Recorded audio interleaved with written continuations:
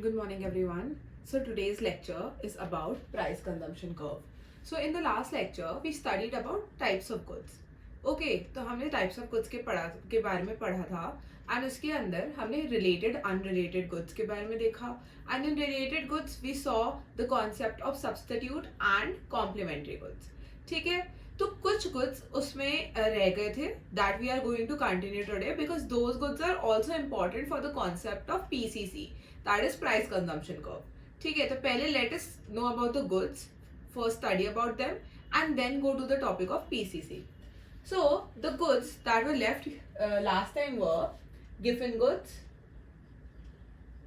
Giffen goods रह गए थे आपके रह गए थे. The other goods were inferior goods. So inferior goods and normal goods. So these were the three types of goods जो last class में हमने नहीं पढ़े and we are going to study about them today. So what are these goods? So let us start with Giffen good. Giffen good क्या होता है? तो Giffen good basically is a good which is, so first of all let us say that this good is specifically related to the price, change in price. Change in price से determine होता है हमारा Giffen good. ठीक है, कैसे या affect होता है हमारा Giffen good. How? So what is a Giffen good? A Giffen good is a good for which the quantity demanded increases with the increase in price and also quantity demanded decreases with the decrease in price. तो इसका positive relationship, inverse नहीं होता है, एक positive relationship होता है with the change in price. So the quantity demanded increases with the change in price or increase in price and quantity demanded decreases with the decrease in price. तो आपने law of demand पढ़ा है. Law of demand में what do we say? So in law of demand we say that quantity demanded and the price of that good are inversely related. मतलब जब मेरी price बढ़ेगी तो मेरी क्वांटिटी डिमांडेड कम हो जाएगी और जब मेरी प्राइस डिक्रीज होगी तो मेरी क्वांटिटी डिमांडेड इंक्रीज हो जाएगी. So opposite relationship, that is inverse relationship. But here in given goods there is a direct relationship. Okay, कि price of the good increase होने से क्वांटिटी डिमांडेड इंक्रीज हो रही है, price of the good decrease होने से quantity demanded decrease हो रही है. ओके, तो ये जो गुड्स होते हैं इसमें they do not follow the law of demand. One of the biggest exception of law of demand. ठीक है, exception of law of demand है. law of demand का exception है बहुत बड़ा. इसका ग्राफ भी positively sloping बनता है कुछ इस तरीके से. When the demand graph is generally a downward sloping graph, the graph for Giffen good will be positively sloping. ठीक है, अब ऐसे goods कैसे goods होते हैं? तो जब आप बोलते हैं मार्केट में आप जाते हैं and then for Giffen goods let us say these are the grains that are not eaten heavily. Okay, so हम बोलते हैं बाजरा जो है वो एक कोर्स ग्रेन है जिसको ज्यादा नहीं खाया जाता. ठीक है, पहले आज की डेट में तो it is considered as one of the good food because of the concept of millets. But पहले bajra was not considered as something that normal people use to eat. उसको वो लोग खाते थे जिनके पास पैसे कम होते थे या जो वीट अफोर्ड नहीं कर पा रहे हैं. ठीक है, so it was a kind of grain that was not eaten by a lot of people और consume by a lot of people. तो जब बाजरे की प्राइस इंक्रीज होती थी ना तो लोग उसको खरीद लेते थे. बट अगर वो सस्ता रहेगा, जो चीज सस्ती रहेगी, तो पीपल आर सेइंग ये हम इसलिए कंज्यूम नहीं करेंगे बिकॉज ये सस्ता है. So because बाजरा is सस्ता, people are not consuming it. कभी कभी ये एसोसिएशन हो जाता था that it is too cheap for our liking. ठीक है, तो कोर्स ग्रेन्स आते हैं जनरली गिवन गुड्स में. ठीक है, ये एक तरीके का गुड होता है. इसमें आप सबसे मेन चीज देखिए कि एक डायरेक्ट रिलेशनशिप है और ये एक्सेप्शन है ऑफ लॉ ऑफ डिमांड. सबसे मेन चीज यही है. ठीक है, एंड ये प्राइस से डिटरमाइन होगा. When price of the commodity changes और उसकी वजह से क्वांटिटी में इम्पैक्ट आ रहा है, that is given good. But अगर आप प्राइस में चेंज नहीं देख रहे तो आप वहां पे गिवन गुड को स्टडी नहीं करेंगे. ठीक है, इनकम का इम्पैक्ट से आपको गिवन गुड का पता नहीं चलेगा. ठीक है, okay. Now what are inferior goods? What are inferior goods? तो इंफीरियर गुड्स क्या होते हैं? अब inferior goods are the goods, आपने पहले भी पढ़ा है इसको. Inferior goods are the goods the demand for which changes with the change in the income of the person. जब इनकम में चेंज होता है, चेंज इन इनकम आप देखते हैं, तब इसकी डिमांड पे आप इम्पैक्ट देखते हैं इंफीरियर गुड्स के डिमांड पे, ठीक है। For example what do we say कि मेरी इनकम इंक्रीज हो रही है, ओके, आई एम सेइंग, और स्मॉल एम से भी आप इसको रेफर कर सकते हैं कि मेरी मनी इनकम इंक्रीज हो रही है, okay. Now I will say in the concept of, under the concept of inferior goods, when the money income और monetary income of the person increases, तो वो उस चीज की डिमांड कम कर देगा, the quantity demanded will decrease because it is an inferior good. नाम से भी आपको पता चल रहा है, इंफीरियर मतलब ऐसी चीज that is look down upon, जिसको नीचे देखा जाता है, जिसको ऊपर का नहीं देखा जाता, they are not seen as a very good commodity. तो इंफीरियर गुड में एक बहुत सिंपल एग्जांपल है, बहुत common, that is, and you all can relate with the example, that is public transportation, public bus service, okay. Let us say कि public bus service है। अभी जब मेरी सैलरी कम थी तो मैं बस से अप डाउन करती थी अपने ऑफिस, ओके, एंड जैसे मेरी सैलरी इंक्रीज हुई, I am now preferring to travel with my individual transportation और my personal transportation. I will use car और my personal vehicle for it, और मैं पब्लिक ट्रांसपोर्टेशन का कंजम्पशन कम कर दूंगी, because public transportation is looked upon as an inferior good here, ठीक है। ये चीज हो गई, ये हो गया आपका इंफीरियर गुड का कॉन्सेप्ट, ठीक है। तो अब आप यहाँ पे बोलेंगे जैसे आपकी मॉनेटरी इनकम कम हो जाएगी तो आप इसकी कंजम्पशन बढ़ा देंगे। अब मेरी मॉनेटरी इनकम कम है तो मैं पब्लिक ट्रांसपोर्टेशन का यूज ज्यादा करूंगी, मैं बस से जाऊंगी ऑफिस, ठीक है। These are inferior goods, indirect relationship income के साथ क्वांटिटी डिमांडेड की, ठीक है। एंड यहाँ पे आप देखिए ये इनकम से रिलेट कर रहा है। इंफीरियर गुड कभी भी आप प्राइस के चेंज होने से पता नहीं करेंगे, आप इनकम के कॉरेस्पॉन्डिंग देखेंगे, ठीक है। Now normal goods can further be divided into two more goods, those are necessity, okay, necessity goods and luxury goods. Luxury good और नेसेसरी गुड में आप इसको फर्दर डिविजन कर सकते हैं। Normal goods are what are normal goods? So in under basic concept, normal goods are basically the goods जिसके अंदर जब भी मेरा इनकम इंक्रीज होता है तो मेरा क्वांटिटी डिमांडेड इंक्रीज हो जाता है उस चीज का, जब मेरा इनकम फॉल होगा तो मेरा क्वांटिटी डिमांडेड भी फॉल हो जाएगा उस चीज का। With respect to income those are normal goods, ठीक है। For example AC, now when my income will increase, I will increase the demand for AC, and when my income will decrease, I will decrease the demand for AC, ठीक है। Income के concept में भी देखेंगे, income के concept में हम बोल रहे हैं जब हमारी इनकम इंक्रीज होती है क्वांटिटी डिमांडेड इंक्रीज हो जाती है, इनकम डिक्रीज होती है फॉल होती है, क्वांटिटी डिमांडेड फॉल हो जाती है। डायरेक्ट रिलेशनशिप है इनकम के, when I am talking looking at it with respect to income. Normal goods को हम प्राइस के रिस्पेक्ट में भी स्टडी करते हैं, चेंज इन प्राइस में, ठीक है। तो हम बोलते हैं नॉर्मल गुड का when the price of the good increases, हमारी क्वांटिटी डिमांडेड कम हो जाएगी, और price of the good decreases, quantity demanded increase हो जाएगी। देखिए कैसे, अब एसी के लिए हम एसी ही लेंगे और दोनों एग्जांपल्स देखेंगे, ठीक है। When I am talking about my income, I am saying जब मेरी इनकम इंक्रीज हुई, now I have increase my demand for AC, और मैं एसी ले भी आऊंगी, मेरे घर में एसी नहीं था, मेरी इनकम इंक्रीज हुई, मैंने एसी खरीद लिया, ठीक है।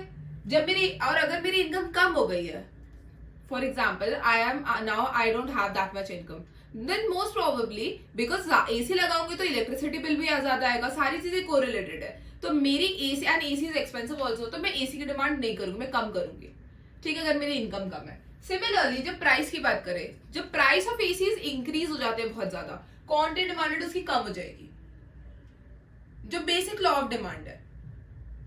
तो नॉर्मल गुड है तो basic law of demand follow कर रहा है, ठीक है। And when the price of AC decreases, I will increase the demand for it, ठीक है। तो ये आपका normal, inferior and Giffen good है, okay. Now let us move on the topic of PCC, that is price consumption curve, उसको graphically study करते हैं, ठीक है। So price consumption curve को हम price offer curve भी बोलते हैं, okay. We also call it price offer curve, okay इसका प्राइस ऑफर कर्व भी बोलते हैं, एक और नाम है इसका प्राइस ऑफर कर्व, ठीक है। अब आप देखिए what this price consumption curve basically mean. तो इसके अंदर पहली बात हम यहाँ पे प्राइस इफेक्ट पढ़ते हैं. प्राइस कंजम्पशन कर्व के अंदर we will study price effect. Price effect मतलब चेंज इन प्राइस ही देखेंगे, कुछ और नहीं देख रहे, प्राइस के चेंज का इफेक्ट पड़ रहा है. सो प्राइस इफेक्ट पढ़ेंगे. यहाँ पे आप एक चीज नोट कीजिए, when there are two goods, good X and good Y, ठीक है, दो गुड्स हैं और मैं प्राइस इफेक्ट देख रही हूँ with respect of good x, good x के रिस्पेक्ट में देख रही हूँ, ठीक है. तो मैं क्या बोलूंगी, that the price of good X will change, ये चेंज होगा, but price of good Y, monetary income, price of good Y, monetary income and taste and preferences, everything will remain constant. और इसके अलावा भी अगर आप कोई फैक्टर बोलेंगे सब कांस्टेंट रहेगा, only the price of X will change. So we are going to study the price effect under PCC. We are going to study the price effect, keeping all the factors constant and changing the price of only good X or only one good. And seeing the effect on the purchase of good Y also. Effect on the quantity demanded and price of good Y. Basically आप quantity demanded की बात करेंगे. So we are seeing the effect of quantity demanded of good X as well as good Y when we are only changing the price of good X here. तो good X का price change करके दोनों की quantity demanded पे हम effect देखेंगे और ये भी पता करेंगे कि दोनों कैसी गुड्स हैं, ठीक है. यही आपका प्राइस कंजम्पशन कर्व शो करता है. एंड प्राइस कंजम्पशन कर्व बहुत सारी काफी सारी लोकसेस ऑफ इंडिफरेंस कर्व के बेसिस पे बनता है, ठीक है. Basically you can say it is made by joining the locus points of optimum consumption or the level of satisfaction on different budget line and different budget line and indifference curve. तो different equilibrium point को मिला के आप PCC बनाते हो जब आप price of one good change कर रहे हो, ठीक है. तो जो भी आपके इक्विलिब्रियम पॉइंट्स आ रहे हैं और डिफरेंट इंडिफरेंस कर्व्स, उसको आप जब ज्वाइन करते हैं तो आपको पीसीसी मिलता है, price consumption curve, also called as price offer curve. Offer curve क्यों बोल रहे हैं, अगेन यहाँ पे दो गुड्स की बात हो रही है. If you have to get an additional unit of one good, you are basically going to give up another good. तो वो ऑफर कर्व का आपको पता है ये कॉन्सेप्ट जो है. तो ऑफर कर्व इसलिए हम बोलते हैं, तो पीसीसी इसको हम ऑफर कर्व भी बोलेंगे, ठीक है. It is the another name of it and remember it, wherever PCC is written as price offer curve, it is the same. Okay, so now let us see how it looks like, कैसे इसका graph बनता है और फिर अलग अलग situations देखते हैं पीसीसी की. Okay, so let's do that. Okay, so this is the first situation. हम इस सिचुएशन को स्टडी करते हैं. अब आपको एक पीसीसी दिख रहा है यहाँ पे, ठीक है. It is this curve is PCC. ये जो डिफरेंट इंडिफरेंस कर्व और जो इक्विलिब्रियम पॉइंट्स को ज्वाइन करके हमने बनाया है, this curve is PCC, this joint curve, इसको हम पीसीसी बोलते हैं, ठीक है. अब इसके बेसिस पे आपको क्या पता चल रहा है, लुकिंग एट द डायग्राम आप क्या देख सकते हैं. So we can basically see that the budget line is rotating on the X axis. Outer shiftward, it is shifting outward, बाहर के side, sorry it is rotating outward, बाहर के side rotate हो रहा है, ठीक है. ये कब होता है, ये सिचुएशन कब होती है, this happens, we have studied earlier also, this happens when the price of X good falls और डिक्रीजेस. तो आपको ये पूरा ग्राफ देखिए, ये तो पता चल गया कि हमारे गुड एक्स की प्राइस डिक्रीज हो रही है एंड वी आर सेइंग कि हमारे एक ही गुड की प्राइस चेंज होगी. तो यहाँ पे गुड एक्स की प्राइस डिक्रीज हो रही है, तो अब गुड वाई की प्राइस कांस्टेंट हो गई, टेस्ट एंड प्रेफरेंसेस कांस्टेंट हो गए और मॉनेटरी इनकम कांस्टेंट हो गई. ये सब तो कांस्टेंट हो गए. गुड एक्स की प्राइस पे अब गुड एक्स की प्राइस फॉल हो रही है. On that we are going to see on the basis of that what kind of good is good Y and what kind of good is good x.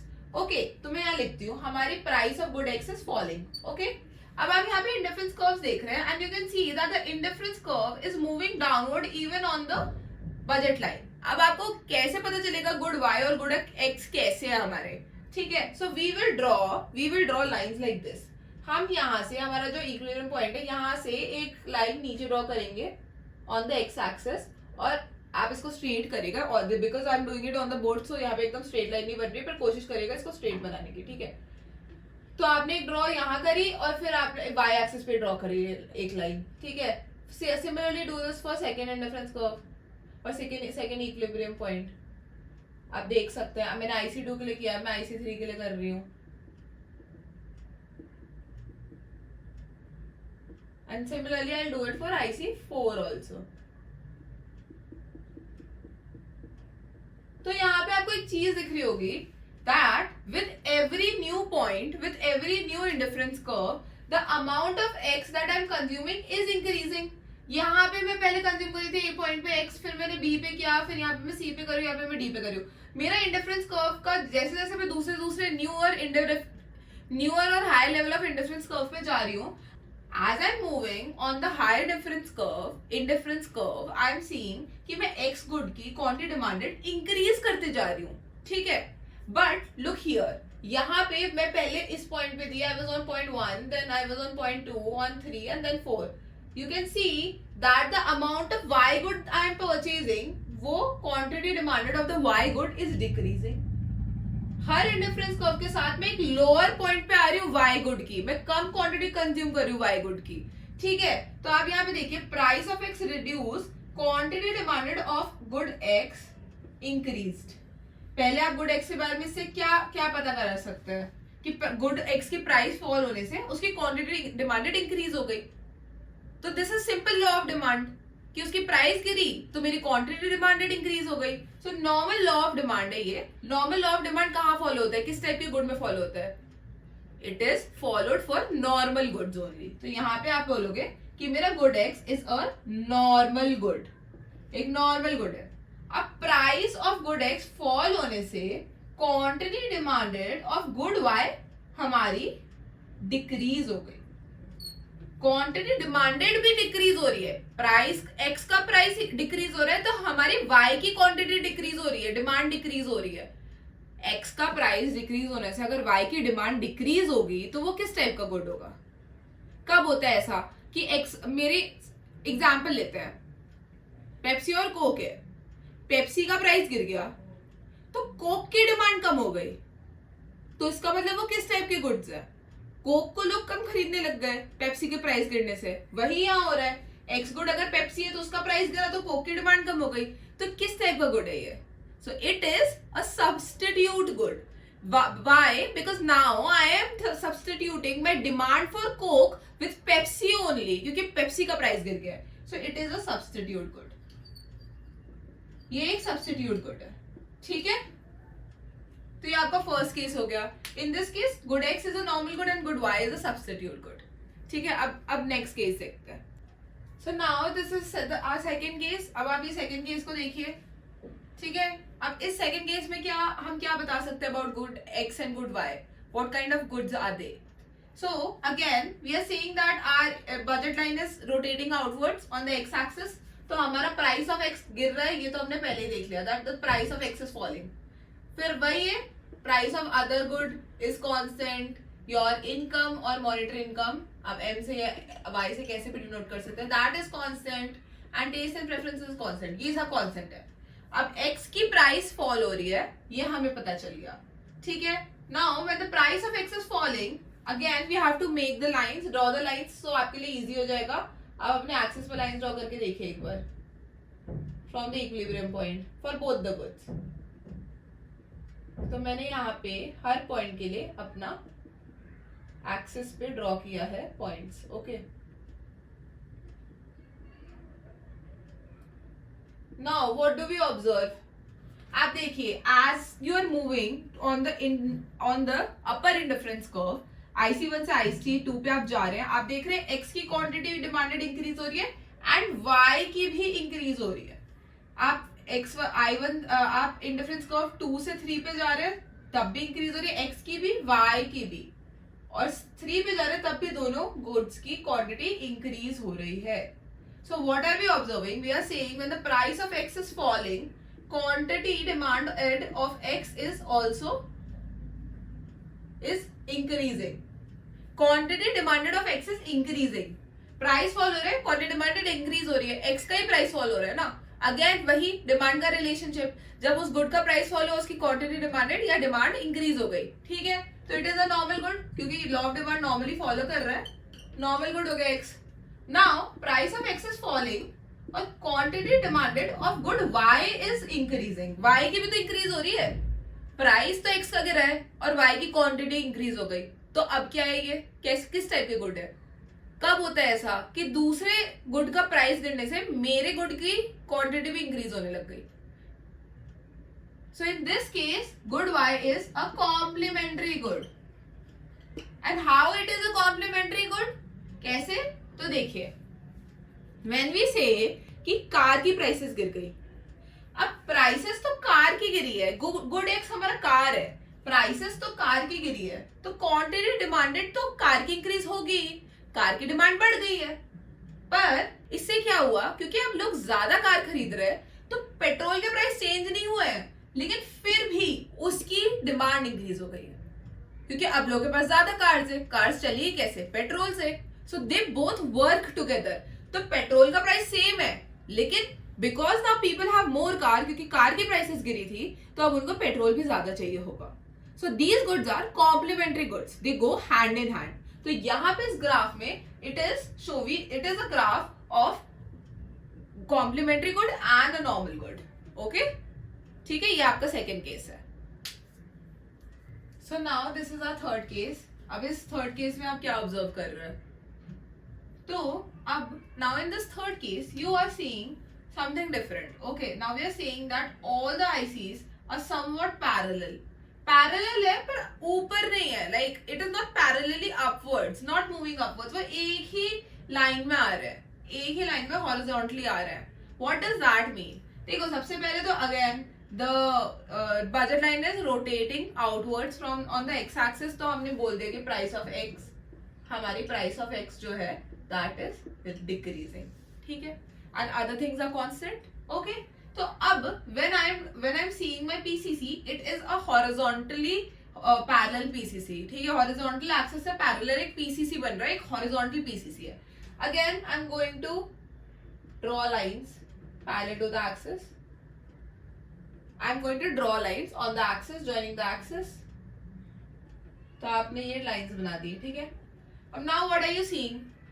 Y में तो lines इस side ही बन रही है, एक ही पॉइंट पे बन रही है, तो यहाँ पे तो एक ही पॉइंट पे, मतलब हमारा as we are moving forward IC1 से IC2 से IC3 से IC4 जब भी जा रहे हैं, हमारा Y क्वांटिटी कांस्टेंट है। Quantity of Y good that we are demanding is not changing, it is constant, it is not changing here.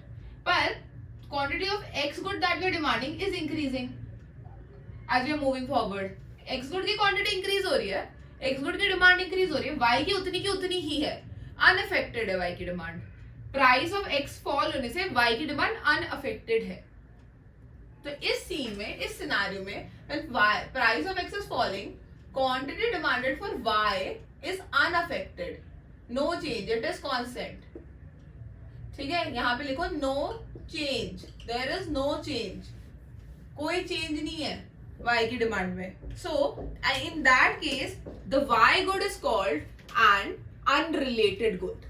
हमारा Y गुड यहाँ पे एक अनरिलेटेड गुड है, एक अनरिलेटेड गुड है। अनरिलेटेड गुड मतलब कि X के प्राइस बढ़े या कम होए, Y गुड की डिमांड अपने हिसाब से हो रही है, X से अफेक्ट नहीं हो रही, ठीक है। इसमें आप एग्जांपल ले सकते हैं। अगेन अनरिलेटेड गुड हमने पिछले क्लास में भी पढ़ा था कि शुगर केन की डिमांड पे नारियल तेल या कोकोनट ऑयल के प्राइस में चेंज होने से कोई इफेक्ट नहीं पड़ेगा।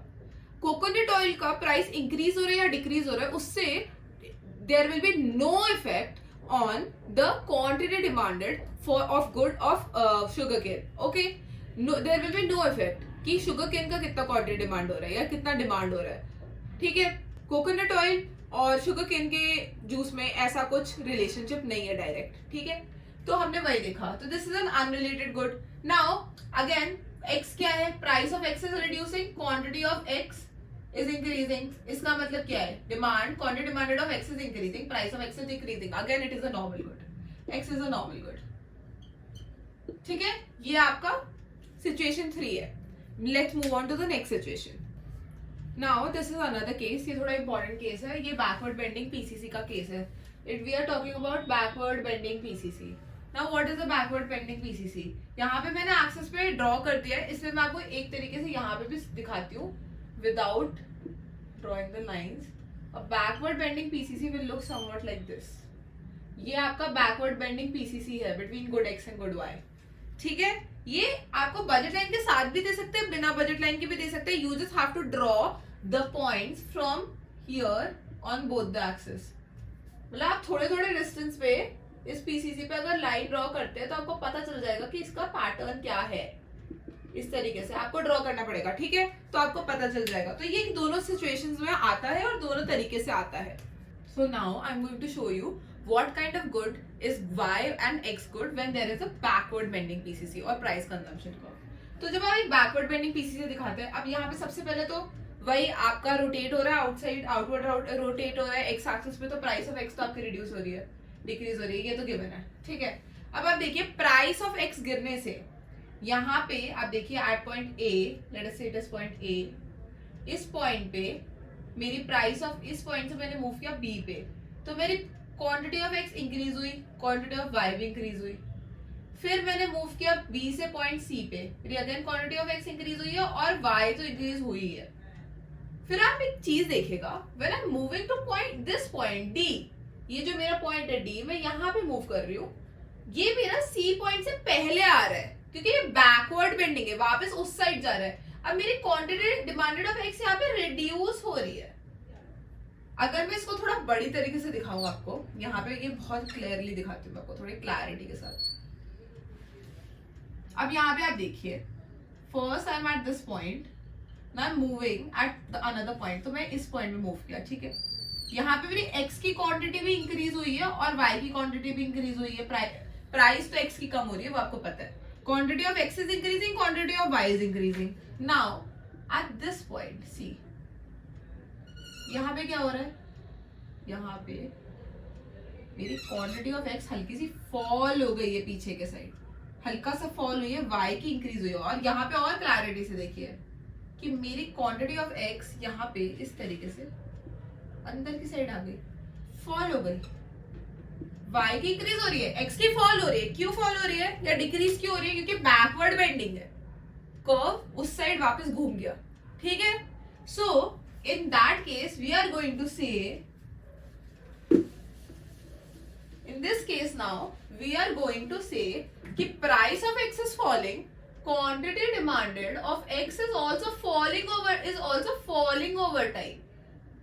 गिर रहा है क्वांटिटी डिमांडेड ऑफ एक्स भी, प्राइस से गिरने से क्वांटिटी डिमांडेड ऑफ एक्स भी गिर रहा है। प्राइस से गिरने से quantity demanded of X is also falling, या demand for X is also falling. Price of X is falling, demand for X is falling. When does that happen? हमने कब बोला था कि प्राइस से गिरने से एक्स की क्वांटिटी भी गिर जाएगी। This is the case of Giffen good. यहां पे आपका लॉ ऑफ डिमांड नहीं फॉलो हो रहा है, ये गिफिन गुड का केस है, ठीक है। And for Y good, price of X is falling, quantity demanded या demand for Y is increasing, increase हो रहा है। एक्स के प्राइस गिरने से, एक्स के प्राइस में फॉल होने से वाई का डिमांड इंक्रीज हो रहा है। तो अब आप बोलोगे कि एक्स का प्राइस गिरा, वाई का डिमांड इंक्रीज हो रहा है, तो ये कॉम्प्लीमेंट्री गुड है। हमने यही बोला था ना पहले वाले केस में, तो कि एक्स का प्राइस फॉल हो रहा था तो एक्स की क्वांटिटी भी इंक्रीज हो गई थी, ठीक है, या एक्स की डिमांड भी इंक्रीज हो गई थी और वाई की डिमांड भी इंक्रीज हो गई थी, तो कॉम्प्लीमेंट्री है। बट अब आप उसमें से इसमें डिफरेंस देखिए, उसमें एक्स की डिमांड इंक्रीज हुई थी एक्स की प्राइस गिरने से, यहाँ पे एक्स की demand is falling but why की डिमांड अभी इंक्रीज हो रही है। तो इसका मतलब ये कॉम्प्लीमेंट्री तो नहीं हो सकता। कॉम्प्लीमेंट्री गुड का सबसे बड़ा फीचर है they work hand in hand. Hand in hand मतलब दोनों की डिमांड इंक्रीज होगी और दोनों की डिमांड एक साथ डिक्रीज होगी प्राइस में चेंज आने से। यहाँ पे एक्स की तो डिक्रीज हो रही है और वाई की इंक्रीज हो रही है, तो कॉम्प्लीमेंट्री तो नहीं हुए, एक साथ काम नहीं कर रहे। So in this case, when x good is a given good, इस स्पेशल केस में y good आपका सब्स्टिट्यूट गुड होता है। इसको आप नोट डाउन कर लीजिए, ये बहुत इंपॉर्टेंट है that in this special case y good will be a substitute good, क्योंकि अब हम x की डिमांड तो कम कर दिया लेकिन हम y को यूज कर रहे हैं उसकी जगह पे। तो जब x एक गिवन गुड होता है और y या दूसरे गुड की डिमांड इंक्रीज होती है, then it is a substitute good and not complementary good. तो ये एक सब्स्टिट्यूट गुड है, ठीक है। तो ये आपका फोर्थ सिचुएशन हो गया। ओके, नाउ अब और सिचुएशंस है वो भी देखते हैं, ठीक है। Now see this is the fifth situation. Okay, अब यहाँ पे आप क्या ऑब्जर्व कर रहे हैं? अब यहाँ पे आप देख सकते हैं कि यहाँ पे मेरा जो इंडिफरेंस कर्व है वो कुछ इस तरीके से है, सारे इंडिफरेंस कर्व अलाइन, कि the quantity change in x is not happening. See, price of x is changing again. Price of x is decreasing. क्योंकि outward rotation है, price of x is decreasing. Quantity change of x हमारा q पे stuck है, change नहीं हो रहा. Price x के price fall होने से y का quantity y का demand तो increase हो रहा है. x के price fall होने से y का demand तो increase हो रहा है. यू आर सीइंग कि हर डिफरेंस कर्व से जो मैंने लाइन ड्रॉ किया तो ये अपवर्ड मूवमेंट है. B से C तक, C to D, D to E, it is increasing. Okay, quantity demanded of Y is increasing. या demand of Y is increasing. पर आपका demand of X is constant. तो demand of X आपका जो है that is constant. इसका मतलब ये क्या है? मेरी प्राइस कितनी भी गिर जाए, मैं इस क्वांटिटी की, इस प्रोडक्ट की डिमांड तो करूंगी ही, उतनी ही करूंगी. प्राइस कितनी भी गिरा दो, ना तो बढ़ाऊंगी ना कम करूंगी, कुछ नहीं करूंगी, उतनी करूंगी जितना पहले कर रही थी. This is a neutral good. Neutral good, इसको हम न्यूट्रल गुड बोलते हैं. आप इसे नेसेसिटी भी पढ़ते हैं बहुत जगह पे, पर उससे ज्यादा specific term is neutral, so it is a better term. तो ये एक न्यूट्रल गुड है. ये एक न्यूट्रल गुड है. न्यूट्रल गुड के केस में हमारी क्वांटिटी डिमांड हम चेंज नहीं करते. जैसे in the case of salt, salt is a neutral good. कितना भी प्राइस कम कर दो, कितना भी प्राइस बढ़ा दो, नमक तो खाना ही है ना, उतना ही खाना है. नमक सब्जी में उतना ही पड़ेगा. ठीक है, तो ये हो गया. अब प्राइस कम होने से डिमांड हमारी वाई की इंक्रीज हो रही है. इसका मतलब वाई किस टाइप का गुड है? एक्स की प्राइस कम हो रही है, वाई की नहीं. वाई की तो कांस्टेंट है. एक्स की प्राइस कम होने से वाई की डिमांड इंक्रीज हो रही है. तो वाई कैसा गुड है? देखिए वाई यहाँ पे, ये भी एक बहुत इंपॉर्टेंट कॉन्सेप्ट है. वाई यहाँ पे कॉम्प्लीमेंट्री गुड अगेन नहीं हो सकता, क्योंकि complementary goods work hand in hand. X का भी डिमांड इंक्रीज होता, वाई का भी डिमांड इंक्रीज होता, या दोनों का साथ में डिक्रीज होता तो कॉम्प्लीमेंट्री थे. यहाँ पे ऐसा सीन ही नहीं है. एक्स न्यूट्रल है और वाई की अपनी डिमांड बढ़ती जा रही है एक्स के प्राइस कम होने से. तो क्या सीन है ये? Here we will say that Y good is an unrelated good. वो रिलेटेड ही नहीं है. प्राइस ऑफ एक्स से उस पर कोई फर्क ही नहीं पड़ा है. वो अपना किसी और सिचुएशन की वजह से चेंज हो रही है उसकी demand. It is not related to price of X. It is an unrelated good. It is an unrelated good. एक अनरिलेटेड गुड है ये. तो ये एक अनरिलेटेड गुड है क्योंकि यहाँ जॉइंट कंजम्पशन नहीं हो रहा. लेकिन even if it is an unrelated good, कभी कभी एग्जाम में कॉम्प्लीमेंट्री गुड का ऑप्शन आता है, अनरिलेटेड का नहीं आता. दोनों का आएगा तो आप अनरिलेटेड बोल देंगे, नहीं आएगा दोनों का अगर सिर्फ कॉम्प्लीमेंट्री है. So please mark complementary. हाँ, वो एक सही कॉन्सेप्ट नहीं है, एक एग्जैक्टली सही कॉन्सेप्ट नहीं है, but it is somewhat similar. मतलब इट इज समवट कंसिडर्ड और फिर आ जाता है आपके एग्जाम्स में. तो आप वहां पे you will mark it as complementary, क्योंकि एक्स की प्राइस कम होने से वाई की इंक्रीज हो रही है डिमांड. तो कॉम्प्लीमेंट्री मार्क कर देना अगर कॉम्प्लीमेंट्री ऑप्शन में, और अनरिलेटेड नहीं है. अनरिलेटेड है तो अनरिलेटेड करो. ओके, ठीक है. Conceptually it is unrelated.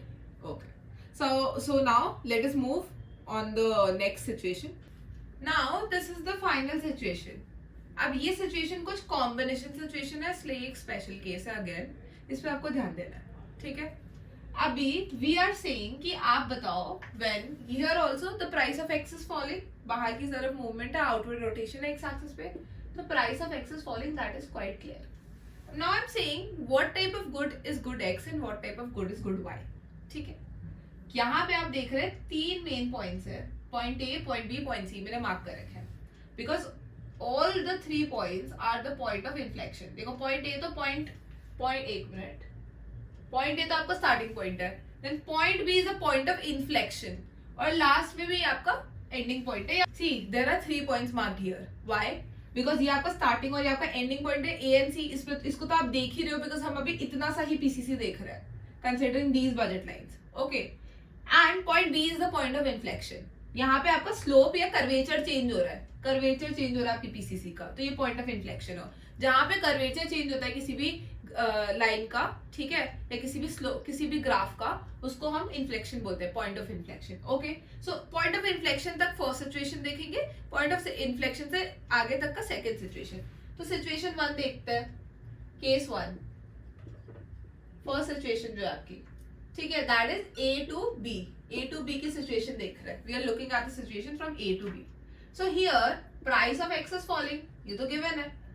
अब आप ए से जब बाहर बी की तरफ मूवमेंट कर रहे हैं, आप देख रहे हैं कि quantity demand of X is increasing, हो ही रही है बाहर की तरफ हो रही है ना. अब ए से बी, अब तो आप सीख गए, लाइन बिना ड्रॉ करे भी आपको पता चल रहा है कि ए से बी में जब मूवमेंट करेंगे तो ज्यादा क्वांटिटी डिमांड हो रही है एक्स की, या demand of X is increasing. तो हमारी डिमांड ऑफ एक्स इंक्रीज हो गई है. पर ए पॉइंट बी पॉइंट से ऊपर है, बी पॉइंट नीचे है, तो ऑब्वियसली वर्टिकल एक्सिस पे हमारा डिमांड ऑफ गुड वाई है वो फॉल कर रहा है ए टू बी. यहाँ पे आप लाइन भी ड्रॉ करके देख सकते हो, देखिए ए की लाइन ये आ गई, बी पे हमारी लाइन ये रही, नीचे शिफ्ट हो गई, नीचे मूवमेंट हो गया, ठीक है. तो हमारी बी की क्वांटिटी डिमांड हमारी कम हो रही है, ठीक है, क्वांटिटी डिमांडेड हमारी कम हो रही है बी की. With price fall in price of X, demand of quantity Y, demand of good Y is falling. तो ये तो नॉर्मल गुड है, X is a normal good, but X की प्राइस गिरने से डिमांड ऑफ वाई फॉल कर रही है, तो ये कैसा गुड होगा, फॉल कर गई, it is a substitute good. तो हमारा Y good is a substitute good here and X good is a normal good in our part 1 और केस 1. जब हम ए टू बी कंसिडर कर रहे हैं situation 1. Now we are considering from B to C. ये हमारा सिचुएशन 2 है, price of X is falling, again वही है सिचुएशन. अब आप देखिए, जब आप बी से सी पे जा रहे हैं, एक अपवर्ड स्लोपिंग ग्राफ है. अब आप बी से जब सी पे जा रहे हैं, आप देख रहे हैं एक्स की तो क्वांटिटी इंक्रीज ही हो रही है, तो quantity demanded of X is increasing, price के डिक्रीज होने से. वही सिचुएशन यहाँ भी हो रहा था ए टू बी में, अब बी टू सी में भी हो रहा है. तो एक्स तो नॉर्मल गुड है, अभी पता चल गया, ठीक है. अब वाई की प्राइस, एक्स की प्राइस फॉल होने से वाई की डिमांड पे क्या फर्क पड़ गया. बी से सी पे जब आप मूव कर रहे हैं, C is an point above B, ऊपर के साइड है, it is an upper point, a point that is on the upper indifference curve, और जो वैसे भी ऑन अपर, इट इज वैसे भी बी से ऊपर है, on a level of satisfaction, ठीक है. तो अब क्या हो रहा है, जब हम बी से ऊपर जाएंगे तो हम यहाँ वर्टिकल एक्सिस में भी तो ऊपर ही मूव कर रहे हैं, मतलब वाई की डिमांड इंक्रीज हो रही है. अब आप बी पे यहाँ पे थे, अब आप सी से वाई के साइड पे ये बनाइए line, it is much higher. ये बी का पॉइंट है और ये हमारा सी का पॉइंट है, कितना ऊपर है देखिए. तो quantity demanded of Y is increasing here. X की प्राइस में फॉल होने से वाई की क्वांटिटी डिमांडेड भी इंक्रीज हो रही है, या वाई की डिमांड भी इंक्रीज हो रही है. ये किस टाइप का गुड है, जब एक्स की डिमांड भी इंक्रीज हो रही है प्राइस गिरने से, और वाई की डिमांड भी इंक्रीज हो रही है एक्स का प्राइस गिरने से, then it is a complementary good. It is going hand in hand, दोनों का डिमांड इंक्रीज हो रहा है, ठीक है. तो इस ग्राफ में ए पॉइंट से बी पॉइंट तक हम देखिए, सारे पॉइंट्स पे ए बी से सी, तीनों पॉइंट्स पे गुड एक्स तो नॉर्मल गुड है, पर ए से पॉइंट बी तक हमारा गुड वाई सब्स्टिट्यूट गुड है, and B to C it is a complementary good. Okay, ठीक है, समझ आ गया होगा I guess. Hopefully you have understood all the situations of PCC. ये आपका पीसीसी के सारे सिचुएशंस से जनरली जो जनरल सारे सिचुएशंस होते हैं मैंने आपको करा दिए हैं. Now in the next class we are going to see income consumption curve, ठीक है, आईसीसी एंड एंजल कर्व, ठीक है. Thank you so much. If you like the video then do like it and do subscribe, क्योंकि बहुत सारे videos आने वाले और आते जाएंगे on a regular basis. Also, leave a comment of any video that you want or any concept that you want to be covered, and also if you have any doubt, do comment. Okay? Thank you so much.